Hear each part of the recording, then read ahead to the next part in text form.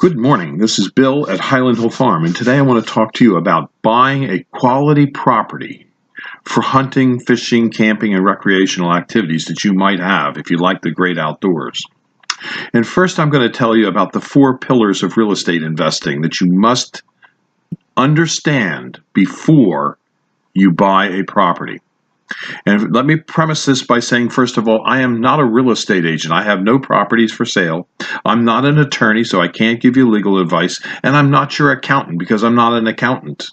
But I can tell you that I have bought a lot of properties, probably more properties than most real estate agents ever sell in their lifetime. So I own a lot of hunting properties, and I know what I want to buy when I buy a hunting property. So today I'm going to tell you what I look at when I'm looking at buying a hunting property so that you may better understand how to purchase your hunting property. First and foremost, there are 4 pillars of buying real estate that you must understand, and all of these 4 pillars, you must be able to verify that the property meets these 4 pillar guidelines that I'm going to give you. First of all, the price has to be right. It has to be the right price for the property. You don't want to overpay for a property just because you saw a big buck deer out on the property. So what you have to first do is divorce yourself from liking and loving a property. You buy properties based on the quality of the investment of the property and whether it can deliver to you what you want from the property. Now, the first thing you have to have is the right price. Then you have to have the right amount of down money that the property requires you to bring to the table. And then you must have the right interest rate on that money that you borrow to get the rest of the property. And then you must have the right amount of time on that mortgage to pay it off in a reasonable amount of time that it doesn't stress you out. So those are 4 pillars that you have to have for each and every property that you buy. If you can't win on all 4 of those pillars, find another property. It's not that difficult. There's millions of properties out there for sale. So it isn't like, it's a seller's market. Oh, the seller controls it. You're the buyer. You control. It's always a buyer's market. Now, when you go to look for that correct property, before you even look for the property, think about how you're going to take the deed.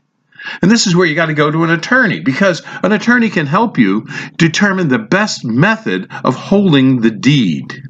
Because when you buy the property and you put the deed in your name, it's many times too late to do things like estate planning. You have to go back and redo it and revisit that issue. So what I always like to do is I like to do estate planning when I'm buying a property so that when I die, it can be inherited by either a nonprofit that I want to leave it to or a set of relatives that I want to have the property.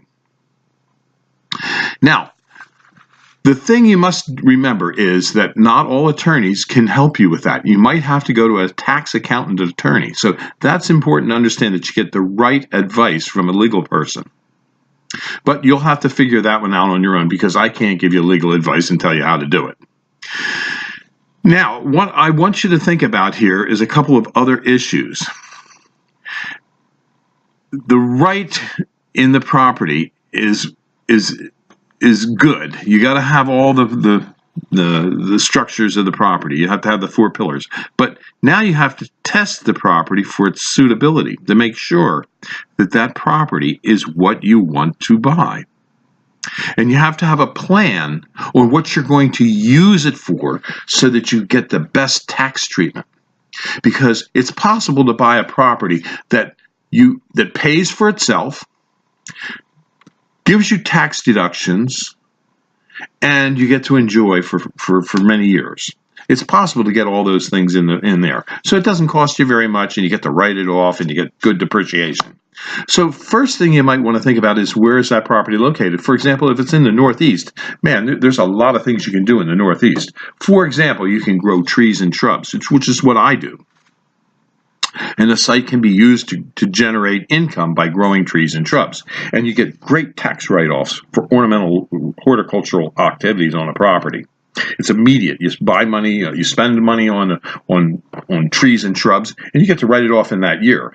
But if you're growing timber, that has a different kind of tax treatment. So you have to see an accountant for that. But that aside itself, there are other things that you can use the property for that don't affect the quality of your hunt. For example, if you're buying a hunting property, you might be able to lease it out for photo shoots. I lease a lot of properties out for photo shoots. People pay me to have their pictures taken in front of Christmas trees. So I sell Christmas trees, I sell ornamental nursery stock, and then I get paid for people that want to go stand by the damn things. I mean, that's found money. Another thing you might be able to do is you may be able to donate or sell cut flowers and shrubs from your property for floral arrangements. It doesn't really take away from your property. In a lot of cases, you can trim trees and shrubs and make money on it. Now, another thing you might want to be considering of is, where you buy your property. Say if it's in the Northeast, you might want to be in some area where there's oil and gas deposits, because you can then have leases on the properties from oil and gas. Another thing that you can sell off the property if you're in a semi-urban area is it maybe has a bunch of rocks on the thing, a lot of rocks and boulders. A lot of people want rocks and boulders for ornamentals, so you can sell rocks and boulders off of your property. If you can't do that, maybe you have a pad on the property. You can rent out a space for storage of cars and trucks. There's a lot of landscapers who want to store a truck, a trailer, a tractor or something like that. They can use outdoor storage space. Why not? Another thing you might be able to do is you might be able to put up a cheap pole barn or a portable garage. I do that on a lot of properties. And to give you an example, I could buy a one-car prefabricated garage for about $3,000 and rent it out for $150 a month. In 2 years, it pays for itself. That's a great investment. And it helps pay the property. The next thing you might be able to do is to look at depreciation on your buildings that you have on your infrastructure that's on site. All those things can be depreciated because what you have is you have a business use of a business property, so you get to write off your business deductions. Don't forget those. Now, another thing you might be able to write off is because you're growing trees or shrubs, or you're doing rental work on this property, is you might be able to depreciate your hand tools that are used on the maintenance of the property. That's a great depreciation deduction because it's something you already bought and already own, and then you get to write it off. The next thing you want to remember is you can probably write off your travel expenses to and from the property because that is a bona fide deduction. Now, everything I told you here, you have to verify with your current attorney and accountant. I'm not giving you legal advice. I'm not trying to tell you how to do it.